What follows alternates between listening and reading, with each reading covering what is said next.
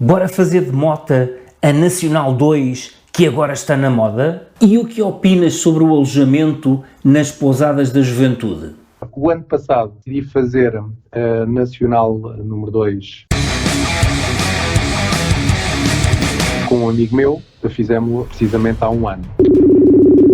Nas férias da Páscoa, cada um na sua moto, sozinhos, portanto éramos só dois e cada um na sua moto. Eu ia na minha Honda Varadero, ele ia na sua BM GS e começámos na semana da Páscoa, portanto, sexta-feira santa e domingo de Páscoa, começámos na segunda-feira dessa semana. Aliás, começamos no domingo anterior porque eu fui ter com ele a almoçar ao Porto, fomos depois dormir, então as chaves, numa hospedaria, não sei, aquilo era um hotel, é do Zé Luís, e não havia ninguém. Era um anfitrião muito simpático, mas aquilo era só nosso, uma coisa grande. Quando fomos tomar o pequeno almoço, a mesma coisa, era tudo nosso, o restaurante, aquilo era restaurante em baixo, depois mais tarde deve ter crescido, fez hotel por cima. Foi engraçado, começamos nessa noite. Depois decidimos fazer a Nacional número 2, como tu sabes, agora anda a ser muito falada. Está muito na moda, está. Está muito na moda. Ainda bem. Sim, sem dúvida. É uma das estradas mais antigas e longas da Europa, apesar de haver percursos dessa estrada que desapareceram ao longo do tempo, procurámos ser o mais fidedignos, mas foi muito engraçado. Fizemos essa viagem, com exceção do hotel onde ficámos em Chaves, que assim foi marcado com antecedência, tudo o resto foi marcado no momento, ou seja, não tínhamos sítio ao longo da viagem definido. Nós não sabíamos exatamente onde é que iríamos parar para dormir, e muito menos hotel onde iríamos ficar. Nem sequer fizemos questão de ficar propriamente em hotéis. Quisemos algo verdadeiramente oposto. O que nós queríamos era usufruir a viagem e não tanto hotéis ou quer que isso nos trouxesse. E fizemos durar a viagem. A viagem são 735 km, facilmente se fazem num dia, mas quisemos estender isso para uma semana para aproveitar um bocadinho do percurso. Ficámos na primeira noite em Viseu, só para não me esquecer. Essa semana, caso não recordes, foi a semana em que houve greve dos camionistas e o país ficou sem combustível. Certo. Então decidimos iniciar a viagem na semana em que começou a haver restrições a nível de abastecimento. E já agora, para não ficares nessa ansiedade de saber se conseguimos ter ou não combustível, já nunca tivemos falta de combustível. Porquê? Também gerimos as coisas. Nunca quisemos deixar chegar as motas na reserva para não correr riscos nenhum. Claro. Sempre que passávamos perto de uma área de serviço, obviamente com algum consumo de combustível, íamos pôr, nem que fosse só 5 euros, 10 euros, punhamos qualquer coisa. E tivemos sempre combustível. Portanto, aquilo nem parecia que estava a acontecer em Portugal, porque por onde passámos não aconteceu. Mas havia sempre essa dúvida. Durante toda a viagem ficávamos sempre um pouco apreensivos. Será que vamos ter agora combustível ou não? Mas os mídias às vezes ajudam bastante a criar aqui alguma sensação quase de pânico, porque senão não é notícia, não é? Portanto, e se nós formos para o interior, às vezes as coisas acontecem muito na capital e pouco mais. Sim, sem dúvida. Mas, nomeadamente em relação ao gasóleo, as motas, como sabes, circulam a gasolina. Em alguns pontos, em alguns postos de abastecimento, o gasóleo desapareceu, ficando só a gasolina. Mas aconteceu isso, eu diria, no máximo em 2 postos de abastecimento e parámos em muitos, porque, como eu disse, íamos abastecendo a pouco e pouco para não corrermos o risco de, estando na reserva, depois não encontrarmos mesmo. Outra coisa que aconteceu logo do início, desde o dia 1, que era algo que, se tivesse sido planeado, eu não teria ido, é andar de moto à chuva. Tenho a experiência a andar de moto, mas nunca tive experiência a andar à chuva. No dia em que chegámos, já estavam nuvens no ar. Na segunda-feira, e por ironia do destino, quando estávamos a passar de Pedras Salgadas, parámos para tomar um café e foi precisamente em Pedras Salgadas que começa a cair água. Mas a cair água a sério. Pusemos logo os fatos de chuva. Passado cerca de 15, 20 km, esse meu amigo decidiu ir cumprimentar o chão com a moto, numa curva. Aliás, eu estava a marcar o ritmo da viagem a partir do momento em que começou a chover, porque ele tem muito mais quilómetros de moto do que eu, tem muito mais experiência do que eu, e não se fosse ele entusiasmar, eu deixá-lo desenvolver, optámos por ser eu a marcar o ritmo. E, acredita, não ia depressa. Por isso ele deve ter caído, obviamente estava a chover, mas ele deve ter caído, deve ter apanhado óleo na estrada. E foi logo assim uma curva. Entretanto, estávamos a passar um percurso sinuoso, com várias curvas. Como já não estava a ver há um ou 2 minutos pelo retrovisor, decidi parar e ele não chegava. Voltei para trás e foi quando me apercebi, estava ele a levantar a moto, estava um carro já parado atrás dele com 4 piscas, mandando a curva para protegê-lo. E ele magoou-se? Magoou-se na perna, do lado onde caiu, estragou um pouco da moto. Essencialmente foi a parte estética da moto, não comprometeu a moto nem a segurança da moto. Ficou com a perna direita magoada, mas não impediu de andar de moto. Na altura, até quando eu cheguei, tinha-me parecido que tinha sido a carrinha que de alguma forma tinha provocado o acidente. Depois é que percebi que não, ele parou mesmo, foi para proteger esse meu amigo. Depois, nesse dia, sempre a chover, chegámos a Viseu, sempre a chover. Aliás, quando chegámos a Viseu, parou de chover, mas até lá, sempre a chover. Entre um tintinho e um queijo lá de cima da serra, ele estava, além disso, com um saco de gelo na perna para conter um pouco os estragos, e depois de avaliar os estragos na moto, que eram meramente estéticos, decidimos continuar a viagem. Aliás, nessa noite ficámos em Viseu, ficámos num hostel, lá está à procura de sair da zona de conforto. Eu nunca tinha ficado num hostel, partilhámos o quarto, que ele era uma camarada com outras pessoas. Foi uma experiência diferente, sem luz absolutamente nenhum, estava tudo limpo, obviamente, isso era a condição que eu impunha nesse tipo de hospedaria. Mas estão, normalmente estão. Muito raramente se apanha alguma coisa que não esteja limpa. Estava tudo limpo e o pequeno almoço que estava incluído surpreendeu-me. Não estava à espera de ter um pequeno almoço daqueles. Foi muito engraçado, ficámos na zona histórica. Depois o resto da viagem, isto foi a viagem durante a segunda-feira até Viseu. Depois no dia seguinte, terça-feira, fomos para os lados de Coja, perto de Arganil.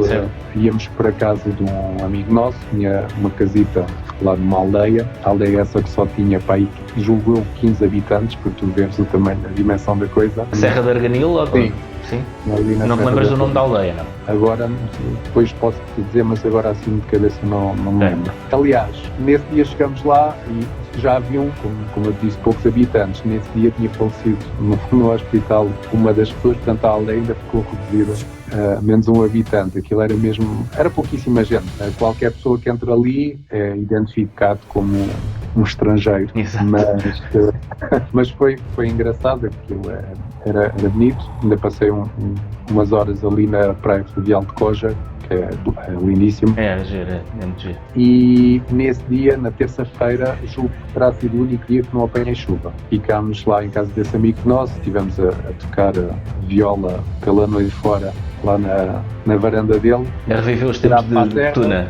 A reviver um bocadinho os tempos de Tuna. Esse amigo é um amigo inglês e então teve-nos a cantar aquelas músicas tipo The Pope, não sei se conheces, com aquela voz já meio bagaço. Foi muito engraçado, foi uma experiência muito gira. No dia a seguir, quarta-feira de manhã, volta a cair chuva e posso-te garantir que as poucas vezes que apanhei tanta chuva foi a andar de carro, porque se fosse a andar a pé não me atreveria a pôr o pé na rua.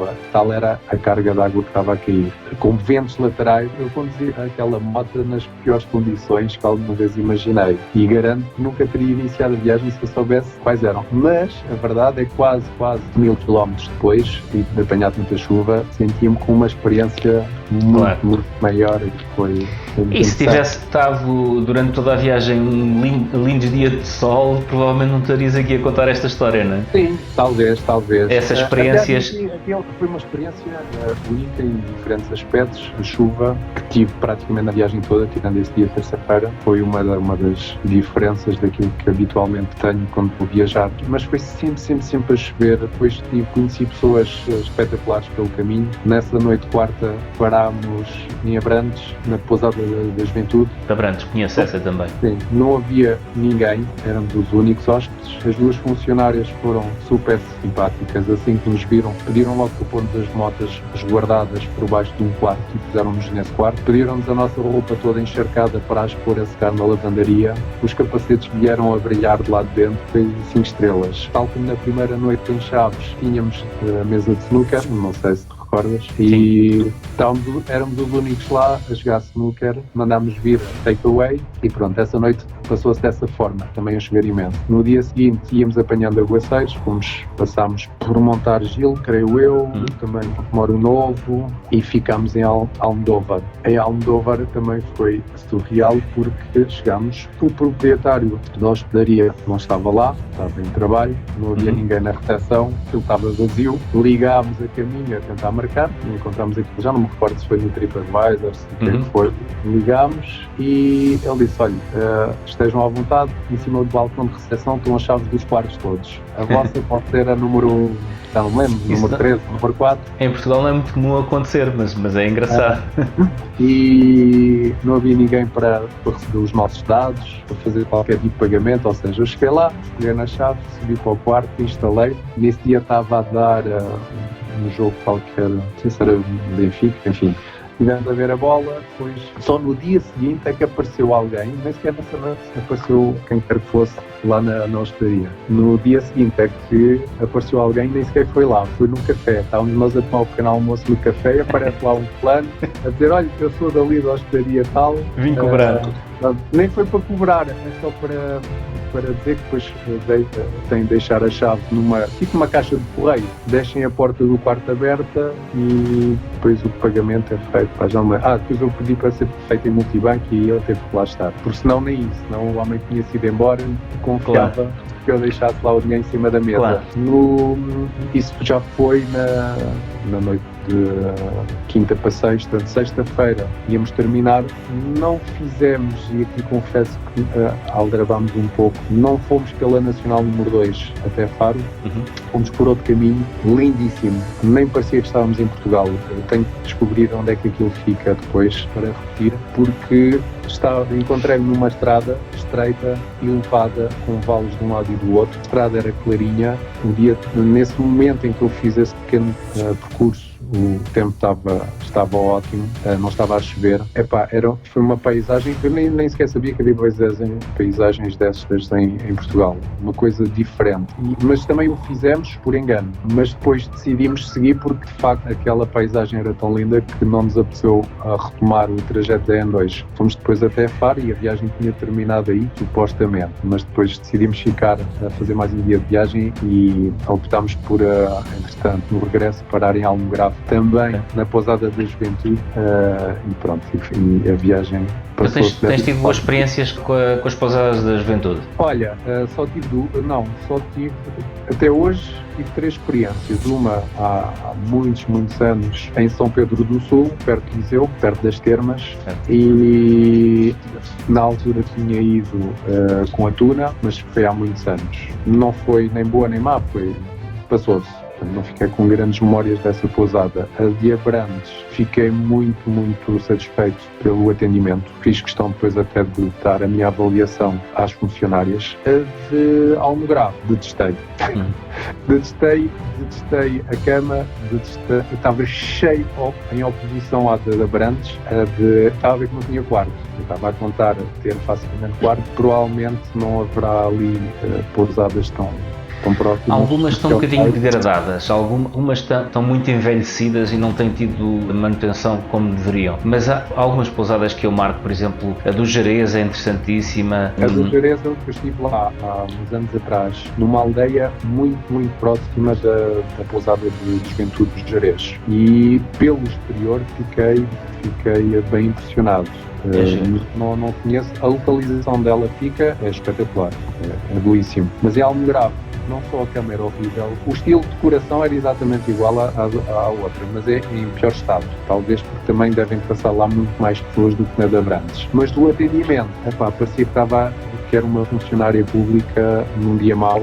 Só consegui tirar um pouquinho dela porque elogiei imenso as colegas de Abrantes e que acreditava que iria ter o mesmo tipo de atendimento, porque as pessoas que trabalham nas pousadas são todas espetaculares, e consegui tirar um sorriso a ferros, mas consegui, e a partir daí as coisas começaram a correr um bocadinho melhor. Mas, enfim, houve ali algum esforço, porque fiquei mal impressionado com a de Almograve. Mas não é muito comum. A regra é terem pessoas simpáticas, e a maioria das pousadas são giras e são bem mantidas. Por exemplo, Idanha também é interessante. Sei lá, assim, há algumas que são de facto mais agradáveis, que estão em sítios mais bonitos Unidos. Estava a pensar na da Lausanne, a pousada em si é engraçada, mas está ali na cidade, mas é um sítio, é uma boa base para fazeres até de mota. Por exemplo, as aldeias de xisto, que são interessantes, e há lá algumas aldeias que são habitadas por alguns estrangeiros que vieram para cá viver e que agora vivem do campo, portanto que são completamente hippies, não é? Estou a pensar, por exemplo, nas aldeias de Catarredor e Vaqueirinho, por exemplo. Depois tens algumas que não têm habitantes como o Talagenal.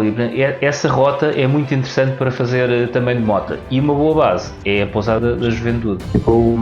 Pronto, as experiências a nível de Pousada da Juventude estão limitadas a essas três. Duas delas logo nessa viagem do ano.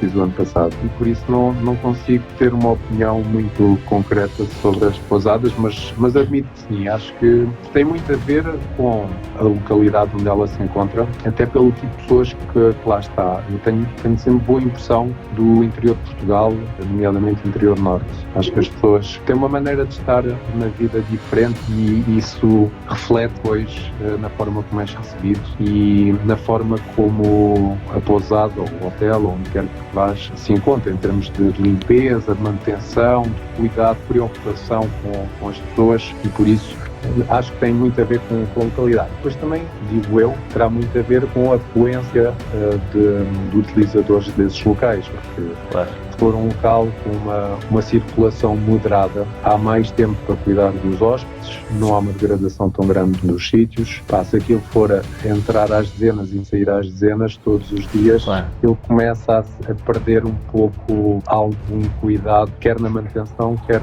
ou facilmente se perde, não necessariamente, mas facilmente se perde um pouco esse cuidado. E talvez tenha acontecido isso nessa pousada de Algarve. Não é obrigatório que assim seja, porque, por exemplo, a da Serra da Estrela, que deve ser das mais movimentadas, eles inclusivamente têm uns quartos agora mais modernos, portanto agora já tem uns bons anos, mas de qualquer forma são uns quartos, é um anexo ao edifício principal e portanto entre as camaratas e os quartos mais antigos e estes novos, aquilo tem uma movimentação muito grande de pessoas e no entanto, e obviamente que não dá para dar atenção a todos, mas as pessoas são simpáticas na recepção, mesmo as pessoas que estão na cozinha que às vezes falam connosco são simpaticíssimas, e é uma pousada com muito movimento, não é? Mas na Serra, lá está, no interior... certo. Lá está, tem um pouco, na minha opinião, a ver com as pessoas que trabalham lá. A localidade, há zonas, enfim, mais costeiras, em que eu acho que não estão tão próximas do hóspede quanto as do interior. Pelo menos a pouca experiência que eu tenho tem mostrado isso. E pronto, e a viagem terminou, portanto, em Almograve, já fora da N2, e regressei de barriga cheia de aventura e experiência dessa semana. Se gostas destes vídeos, considera subscrever o canal.